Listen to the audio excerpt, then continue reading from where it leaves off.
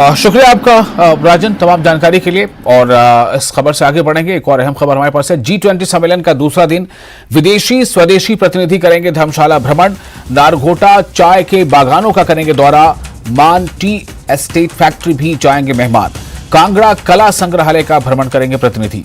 जी हाँ, जैसा आपको पता है कि हिमाचल प्रदेश के धर्मशाला में, जो कांगड़ा जिले में पड़ता है, वहां G20 का एक सम्मेलन हो रहा है और आज उस सम्मेलन का दूसरा दिन है। तो G20 सम्मेलन का आज दूसरा दिन, विदेशी स्वदेशी प्रतिनिधि करेंगे धर्मशाला भ्रमण। आज ये तमाम जो मेहमान हैं, जो विदेशी भी हैं और जो देश के भी जो हैं इसमें शामिल हो रहे हैं, वो आज धर्मशाला का भ्रमण करेंगे। नारघोटा चाय के बागानों का करेंगे दौरा।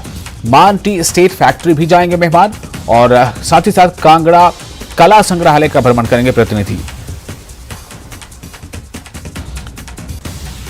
धर्मशाला में 2 दिवसीय G20 का आगाज हो गया है। सम्मेलन के पहले दिन की बैठक को लेकर केंद्रीय विज्ञान और प्रौद्योगिकी विभाग के सचिव डॉक्टर शिवाली चंद्रशेखर ने प्रेस वार्ता कर जानकारी दी, जिसमें उन्होंने कहा कि G20 की बैठक में दुनिया के देशों के साथ ऊर्जा के क्षेत्र पर चर्चा करने का मौका मिला, जिसमें ऊर्जा के अन्य संसाधनों के इस्तेमाल पर चर्चा हुई।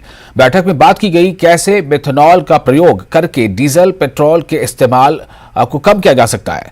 बता दें कि बैठक के पहले दिन एनर्जी ट्रांजिशन के लिए इको इनोवेशन विषय पर चर्चा हुई। सम्मेलन में कुल 29 विदेशी प्रतिनिधियों और 30 भारतीय विशेषज्ञों और भारत सरकार के विभिन्न वैज्ञानिक विभागों के लोगों ने भाग लिया। और हमारे साथ विचित्र जुड़ चुके हैं हमारे संवाददाता ज्यादा जानकारी के साथ। विचित्र, आज सम्मेलन का दूसरा दिन है, आज क्या कुछ खास रहेगा? देखिए विशाल, निश्चित तौर पर आज का जो स्केड्यूल था वो तय तो था, लेकिन जिस तरह से मूसलाधार बारिश हो रही है और उसके चलते जो है जिस तरह से उस तय स्केड्यूल में जो देरी हो रही है, वो कहीं ना कहीं ना केवल यहाँ के मेजबानों के लिए बल्कि जो कि मेहमान आए हुए हैं उनके लिए भी कहीं ना कहीं ये परेशान कर देने वाला विषय है। क्योंकि वो लोग चाह रहे थे, क्योंकि डे 1 से हम लोग देख रहे हैं कि वो धर्मशाला में आकर यहाँ की खूबसूरती और यहाँ की प्रशंसा करते हुए नहीं थक रहे हैं, यहाँ के तमाम कल्चर को मद्देनजर रखते हुए। तो अभी उन लोगों को जो है धर्मशाला के जो बहुत खूबसूरत एक प्लेस है जिसको नरघोटा के नाम से जाना जाता है, वहाँ पर चाय के बागान है, बहुत बड़े बड़े चाय के बागान है, बहुत हरियाली वहाँ पर होती है। और अगर आसमान साफ होता तो फिर तो उस हरियाली में और उस क्षेत्र में, खासतौर पर उसी क्षेत्र में जो है 4 चांद लग जाते हैं खूबसूरती के।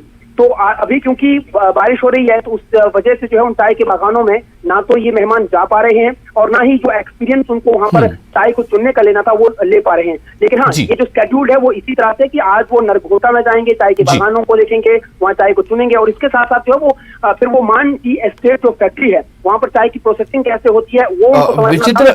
मैं थोड़ा आपको रोकना चाहूंगा इस वक्त। एक इस पे क्लैरिफिकेशन आपसे चाहिए। जो खबर ये आ रही है कि इलेक्ट्रिक बस सेवा जो आज से शुरू होनी थी वो आज से शुरू नहीं होगी और खराब मौसम की वजह से सीएम का जो दौरा है वो रद्द है और इलेक्ट्रिक बसों की आज नहीं हो पाएगी रवानगी।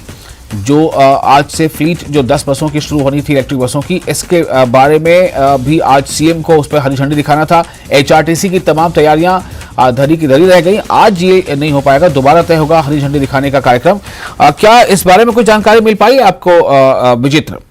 बिल्कुल बिल्कुल। जो प्रबंधक निदेशक हैं हिमाचल प्रदेश ये HRTC यानी पथ परिवहन निगम के जो प्रबंधक निदेशक हैं, उनकी ओर से बाकायदा बातचीत में उन्होंने बताया है कि जो कार्यक्रम उनकी ओर से ये तय किया गया था, मुख्यमंत्री सुखविंदर सिंह सुक्खू को आकर खुद हरी झंडी यहाँ पर इलेक्ट्रिक बसों की को दिखानी थी, क्योंकि अपने आप में बहुत बड़ी सौगात है और वो ये सौगात स्मार्ट सिटी प्रोजेक्ट के तहत जो है कांगड़ा के लोगों को मिलने वाली थी धर्मशाला की मार्फत। लेकिन आज जो है ये कार्यक्रम नहीं हो पाएगा, अब इसको रद्द कर दिया गया है। और हाँ, उन्होंने इतना भी बताया है कि जो भी लोग इस कार्यक्रम में आना चाह रहे थे उनसे भी हम लोग जो है यानी न्यूज़ 18 के मार्फत भी हम लोग अपील कर सकें कि वो लोग आज ना आए और निश्चित तौर पर ये कार्यक्रम जो है जैसे ही मौसम साफ होगा तो अगले किसी और दिन के लिए जो है इसको तय किया जाएगा। तो फिलहाल ये कार्यक्रम जो है वो रद्द हो चुका है, जिसकी वजह से जो है आज कांगड़ा को मिलने वाली ये बड़ी सौगात जो है वो नहीं मिल पाएगी। बहुत शुक्रिया आपका तमाम जानकारी के लिए।